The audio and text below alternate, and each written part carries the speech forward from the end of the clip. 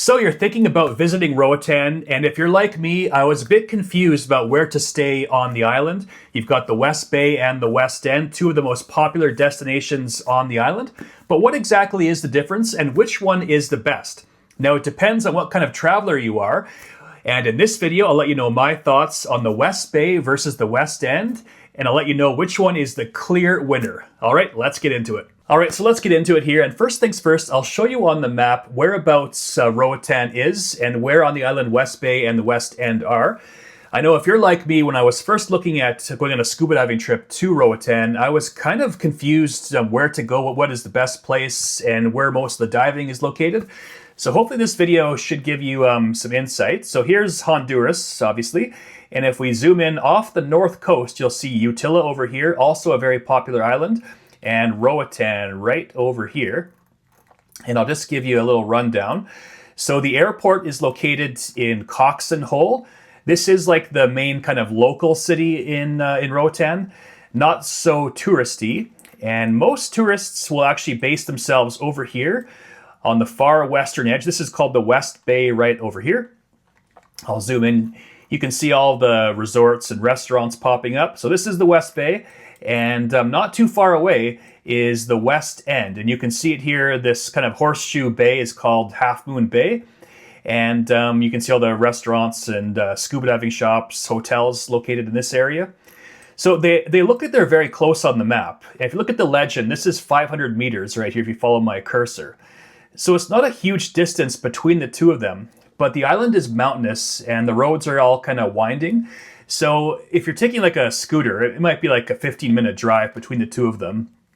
So it's not a long distance. There's also a water taxi that might take you 10 minutes between the two destinations. So not a big distance, but they are totally different in the vibe and the feel. And I'll get into that as we go along here. All right, moving on. Let's talk about the West Bay first and what makes it unique. So I'm just going to move my video over here and zoom in a bit. So what makes the West Bay unique is kind of like the picture postcard, like your classic Caribbean beach destination holiday. You've got the best beach on the entire island over here. You've got the biggest resorts on the island as well. And it's a bit more family friendly. It's a bit more laid back, I would say. It's just kind of like your classic beach destination is how I would describe the West Bay. Now, there are some things that I don't like about it, though, if I'm being honest. This channel is meant to give you an honest take on these destinations. And my gripe with the West Bay is it didn't have much shopping. There was like one strip mall that I could see, and all of the resorts, they weren't connected all that well. Like there was no central path that connects everything. Like if you go to a place like Puerto Vallarta, they have like I think it's called the Malecon, where it's like a boardwalk and all like the bars and restaurants are located on that. Not the case in the West Bay. It's kind of awkward to get around. There's not all that much shopping. Like it seems like the hotels want you to just stay in the hotel and never leave. So when I was there, I got kind of bored of it. There's only so much time I can spend on the beach, and there was nothing else really there that kept me staying for more than a few hours. So the West Bay, sure, it was a fantastic beach, some nice hotels. If you love the beach and that's what you want to do all day long, there's all sorts of excellent water activities. There's good snorkeling. But other than that, I just found it kind of boring. Like, I just think that I would get kind of bored if I was there for like 7 days at an all-inclusive, and all you can do is just stay in the hotel and on the beach, and that's pretty much about it. So again, excellent beach area, lots of water activities. If you have a nice hotel, sure, it's great, but I think it might get a little bit boring if that's all you do is just stay in the West Bay. That's my take on it, and this isn't too controversial. If you talk to most people who are familiar with Roatan, will probably say the same thing, that it's more of just your classic beach area. So that's the West Bay. Now let's talk about the West End. So if you're taking this road right here, it's about 10 to 15 minutes by car, I would say, to get from one area to the other. West Bay, right over here, you can see it by this horseshoe. This is called Half Moon Bay. Now, I've been to Roatan on 3 separate occasions, and I always stay on the west side, or the West End. I think it is the most lively, has the most to offer. And I probably spent about a month and a half of my life around this area. So by no means am I a local, but I've been here long enough as a tourist to give you the general idea of what it's like. And I like the West End better. I think it's got a lot going on for it. If you're a scuba diver, this is kind of like the heart of the diving industry on the island. Sure, you can find diving all over the island, but this is the main spot. There's tons of dive schools here, and it's actually a very good price in Roatan compared to other places in the world. So Utila even cheaper. And I've dove with Native Suns located over here. I've been with the Splash In Dive Resort over here. And I've probably done about 30 or more dives on the island. So I can definitely talk about that as we get into it. So the West End has all the diving shops. It has tons of cool restaurants, lots of gift stores, gift shops, souvenir shops.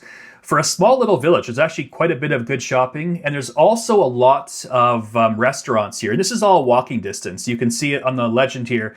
About this distance is 150 meters. And I've walked through this so many times, and it's easy to get around. And so you got the beach right over here. There's like a walking path that connects everything together. So it's just a lot more pedestrian friendly compared to the West Bay, where there's almost like no shopping there. And there's like one little strip mall. So this is a bit more user friendly. There's just a bit more going on, more lively. And I like that it's a mix of tourists, you get expats, you've got locals, just a good kind of mixture of everyone that's all located in this little area, and makes it quite lively. And again, very walkable, and it's just easy to get around. And one last thing that I love about the West End is that if you are a diver, I like just getting out of my hotel room and walking right into the dive shop. And if you look on the map here, there's tons of diving that's just like a 5-minute boat ride from the actual coast here. So it just makes it super easy, and it's also very affordable. So I think this is one of the best diving destinations in the Americas. Next up, let's talk about which one has the better beach and water activities. And I think this one's pretty easy. The West Bay definitely has a better beach. I would say on a scale of 1 to 10, the West Bay is like a 10 out of 10 when it comes to the actual beach. The West End, maybe it's like a 5 or a 6. It's definitely smaller, a lot busier, but it's still pretty good though. And the West End actually has like pretty good snorkeling just into the Half Moon Bay area. And same thing with the West Bay. It also has pretty good snorkeling in spots, but the actual beach is much nicer. So if you are coming here like a family getaway and you want to stay on the beach and just kind of lounge around, I think the West Bay is probably better for that. In terms of scuba diving, I think both are fantastic. I would lean towards the West End though, just because they have more diving infrastructure. And to actually go on your typical scuba trip, it's quite easy to get to the West Bay. It's like a 10-minute drive on a boat. So when I was there at the Splash In last year, we would go out there to the West Bay sometimes, and we'd do like a dive, then come right back to the shore. Then for the next dive, we might go somewhere on the West End area. So if you're there for diving, you can't really go wrong with the West Bay or the West End, but I would probably lean towards the West End just because it has more diving operators, there's more infrastructure, more bars and restaurants and shopping. I just think it's a bit more convenient, but you can't really go wrong with either one of them when it comes to scuba diving. And also on the topic of diving, if you are coming to Roatan, there are 2 dives that I would highly recommend. The first one is the Blue Channel. It's one of the best dives that I've done, and I've done maybe 120 or so now. Blue Channel is definitely a fantastic dive. It's got all sorts of different components to it. There's like a swim through the canyon. There's like a little kind of oasis part. Then at the end, there's like a kind of like a sandbar with like a huge wall of fish. And it's just very unique. It has different topography from what I'm used to. And I'd highly recommend that you check out the Blue Channel dive site. And the other one that you have to do if you come to Roatan is they have this thing, it's a night dive called the String of Pearls. And for whatever reason, at nighttime, you'll do your typical night dive. At the end of it, everybody will go into a circle and we'll turn off all of our lights. Then after like a minute or so, you start seeing bioluminescence everywhere. And it's one of the most surreal things that I've ever seen. And next up, we have restaurants and nightlife. And this one is easy as well. I think the West Side is the winner for this one. There's just more options, and it's easier to walk around and just kind of explore. So for nightlife, I would check out this place here called Sundowners. This is kind of like was my go-to spot. A lot of expats in here. I like the bar setup. It was nice and friendly. And I think one of the best fish sandwiches I've ever had in my life was actually in this bar. So this was a nice spot. There's actually a really good local kind of barbecue hut over here in front of the Argentinian grill, or around here. Doesn't look like much, just like a little shack on the beach with like a family working out of it. And some of the best food I ever had was at this barbecue shack. So I definitely check that out. It's in front of the grocery store right over here. I think it was called Woody's. It's not showing up on the map, but it's right around here. You can't miss it. I would also check out Sandy Buns Bakery. There's all sorts of little gelato shops, some coffee shops in here. If you're into pizza, the Splash In restaurant right here has some excellent pizza. And there's all sorts of good options located all throughout here. It's a fun experience just to go bar hopping, have a beer here, go somewhere else, and just kind of stroll around this little village. Everything is within walking distance, and everyone was super friendly. If you are going to the West Bay, I'll just go down here and zoom in. I would check out the Bananarama Dive and Beach Resort. There's some good options in here. Now, what are some of the other activities that you can do on the island that are not based on water activities? And I would say a fun thing to do on the island is to rent a scooter and just zip around and explore. It really is a beautiful island, and on the scooter you can kind of just pull over and take some pictures and videos. Very beautiful. It is like I wouldn't say it's mountainous, but it's definitely very hilly. And from the tops of these hills, you get excellent vantage points of the ocean. Just very beautiful. I think renting a scooter is a lot of fun. Just be careful. There are some crazy drivers out there. And it's actually a bit of a busy island as well. Once you get into places like Cox and Hole, you get into traffic jams. So just be cautious on a scooter.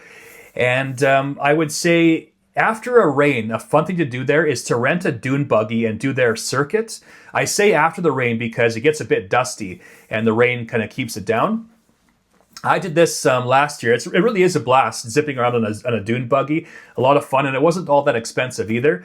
And lastly, you can check out the sloth sanctuaries. No, I haven't done this, but I've heard it's kind of fun. And that would be about it. I think Roatan is still based more so on like water activities like snorkeling and scuba diving. But there are some fun day trips here too. And last up, what is the difference between the hotels and accommodation in the two areas? And this is pretty easy. I would say the West Bay has bigger resort-style hotels. It's more expensive as well, more family-friendly, I would say.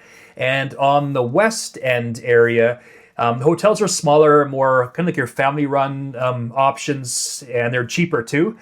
So it's just a bit more scaled back on the West End and a bit more expensive in the West Bay. Now, my verdict, which one is better? If I were to go back to Roatan, I would definitely pick the West Side over the West Bay, or the West End, sorry. It's got decent hotels, lots of nightlife, lots of shopping. It's way more walkable. It's just easy to get around. It has most of the diving infrastructure too. So I just think it has way more to offer, but I would still visit the West Bay, but I would make it as like a day trip from the West End. So that's my thoughts on Roatan. I hope you enjoyed it. Any questions whatsoever, feel free to send me an email or a comment. I will get it and get back to you, and I will see you on the next video.